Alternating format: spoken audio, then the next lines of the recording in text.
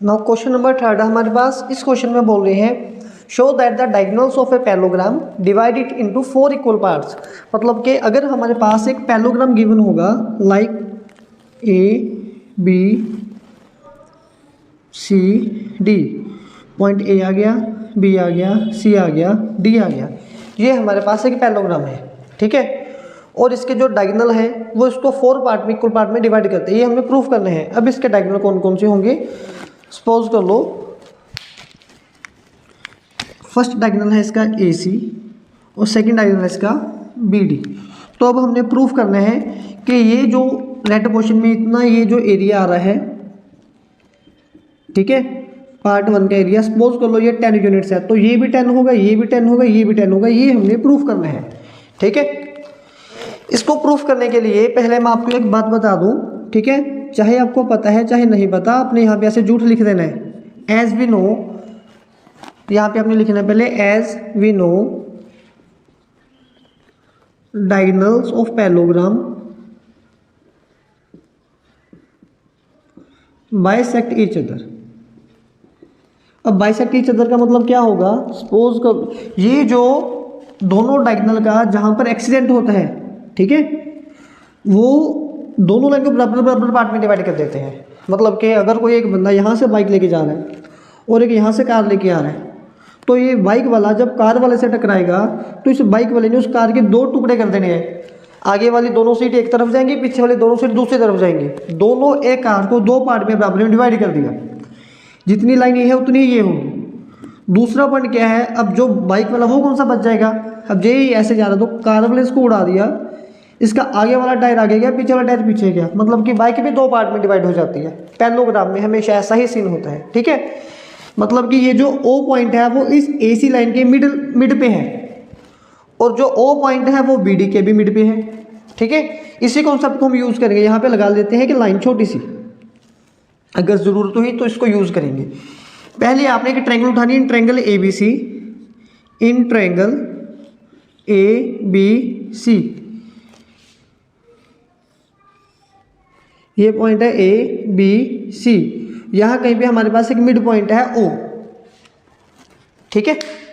जो mid point है O, अब O मिड पॉइंट क्यों है, क्योंकि जब इस लाइन का एक्सीडेंट हुआ तो यहाँ से ब्रेक हुई है ना, तो 2 बराबर पार्ट में डिवाइड हुई है, तो O भी बच्चे हमारे पास ऑब्वियस ही बात है कि मीडियन बन गया। ऑब्वियस ही बात है ना कि O भी हमारे पास क्या बन गया, मीडियन बन गया। तो इसलिए मैं यहाँ पे लिखूँ triangle ABC, OB is median.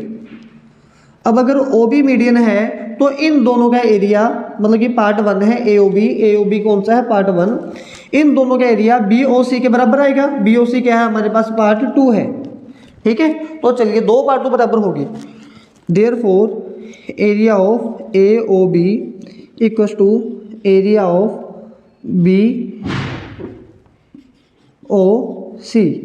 अब ये BOC का रीजन क्या है, कौन सा रीजन कॉपी पेस्ट करना है अपने, यहाँ पे ये वाला थर्ड लाइन यहाँ पे कॉपी पेस्ट कर दें, इसको लिखिए पार्ट 1, ठीक है। सिमिलरली अब हमने नेक्स्ट ट्रायंगल उठानी है, इन ट्रायंगल। अब ये ट्रायंगल उठाई थी ना, इसमें ये तो दोनों बराबर है, इसको छोड़ दो, ये ट्रायंगल हमारी कवर होगी। अब हम उठाएंगे ये वाली ट्रायंगल, इन ट्रायंगल BCD। अब हम यहाँ पे इन ट्रायंगल BCD, अब यहाँ पे देखिए ये डायगोनल फिर से आ गया OC, तो जो ये OC है वो तो मीडियन है अगेन, क्योंकि O मिड पॉइंट है। इन ट्रायंगल BCD देखिए यहाँ पे OC इज मीडियन, अब इसको भी रब कर दो,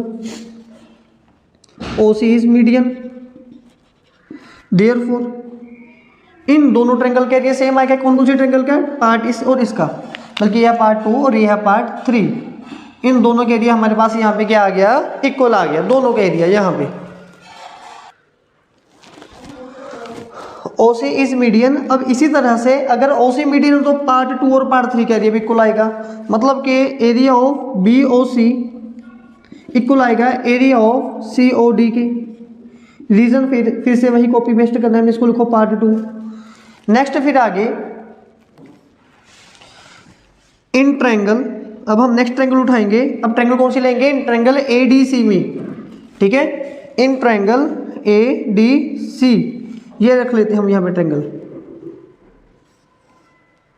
ADC, और यहाँ पे ये पॉइंट कौन सा आ गया, median, OD median, OD is median.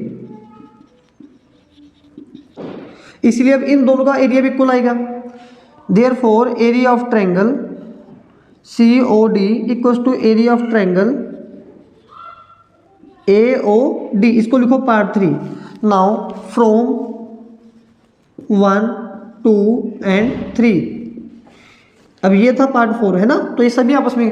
अब पार्ट 1 मान लो 10 है, तो ये 1 और 2 दोनों सेम है फर्स्ट पार्ट में, तो ये भी 10 हो गया। अगर अब नेक्स्ट में ये दोनों सेम है तो ये भी 10 हो गया, नेक्स्ट में ये दोनों भी सेम है 10 हो, सभी 10 10 आ गई ना इक्वल, यही प्रूफ करना था। अब फ्रॉम 1 पहले लिखो एरिया ऑफ AOB, ये किसके इक्वल आया है, एरिया ऑफ BOC की। अब आगे BOC किसके इक्वल आया है हमारे पास, एरिया ऑफ COD की। नेक्स्ट COD हमारा किसके इक्वल आया है, एरिया ऑफ AOD की। और ये देखिए ये चारों पार्ट बराबर बराबर आ गई ना, यही हमने प्रूफ करके दिखाना था इन्हें।